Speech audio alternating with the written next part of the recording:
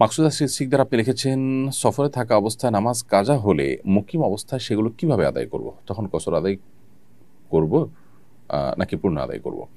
উত্তর হলো বোন মাকসুদা যে সফরে যে নামাজগুলো কাজা হয়েছে সেগুলো আপনি নিজ আবাসনে ফেরার পর যদি কাজা করেন তাহলে আপনাকে কসরই আদায় করতে হবে। ঠিক একইভাবে আপনি নিজ ঠিকানা থাকা অবস্থায় কোনো নামাজ কাজা হয়ে থাকলে সেই কাজাগুলো যখন সফররত অবস্থায় করবেন, আদায় করবেন, তখন আপনাকে পরিপূর্ণ আদায় করতে হবে।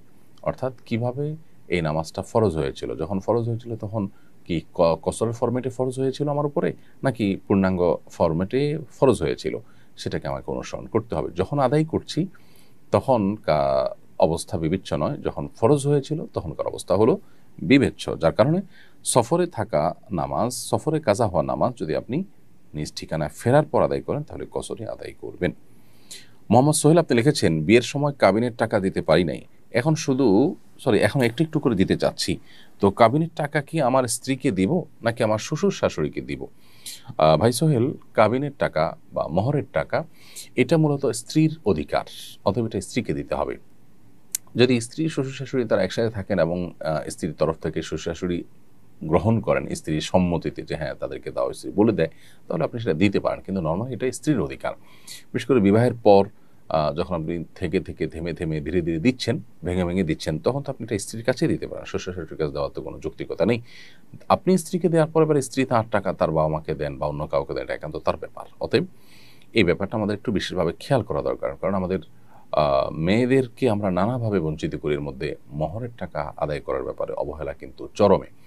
মিডল ইস্টেও এই জিনিসটা আছে যে মোহরের টাকা বিশেষ করে মিডল ইস্টের অনেক দেশেই শ্বশুর শাশুড়ির কাছে অর্থাৎ মেয়ের বাবা মার কাছে দেওয়া হয়।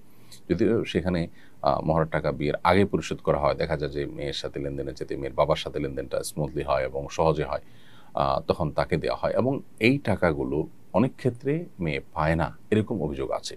তো এটা দুর্ভাগ্যজনক। আমাদের সমাজেও এই জিনিসটা যাতে না হয় আমাদের খেয়াল করা দরকার এবং মোহরের টাকা এটা স্ত্রীর অধিকার হিসেবে স্ত্রীর কাছে দেওয়া উচিত। রশিদা বিনতে রহিদুল আপনি লিখেছেন, আমার বোন আমার কাছে তার স্বামী শাশুড়ি সম্পর্কে অনেক কথা শেয়ার করে, এটা কি গীবতের অন্তর্ভুক্ত হবে কিনা? পরিবারের লোকদের ব্যাপারেও যদি কোনো দুর্নাম করা হয় তাদের পেছনে, সেটাও গীবতের অন্তর্ভুক্ত হবে। সেখানে আপনার বোন যদি তার শ্বশুরবাড়ির সম্পর্কে, শ্বশুরবাড়ির কারো সম্পর্কে সমালোচনা করে, সেটা অবশ্যই গীবতের অন্তর্ভুক্ত হবে।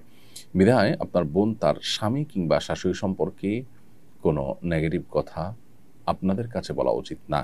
তবে হ্যাঁ, যদি তার কোনো সমাধানের জন্য, ধরুন তিনি স্বামী দ্বারা শাশুড়ি দ্বারা নির্যাতিত, অতএব তার নির্যাতন থেকে তিনি রক্ষা পাওয়ার জন্য আপনাদের সাথে যদি শেয়ার করে, যাতে করে আপনারা পরামর্শ দিতে পারেন, উদ্যোগ নিতে পারেন, তাহলে সেটা ভিন্ন কথা। কারণ আল্লাহ রাব্বুল আলামিন কোরআনে কারিমে বলেছেন, লা ইউহিব্বুল্লাহুল জাহরা মিনাল কাওলি বিসসুই ইল্লা মান যুলিম। যে মাজলুম তার মানে মন্দ কথা হলেও সেটা সেটা বিধেয়, অর্থাৎ মন্দ কথার প্রচার আল্লাহ তাআলা পছন্দ করেন না।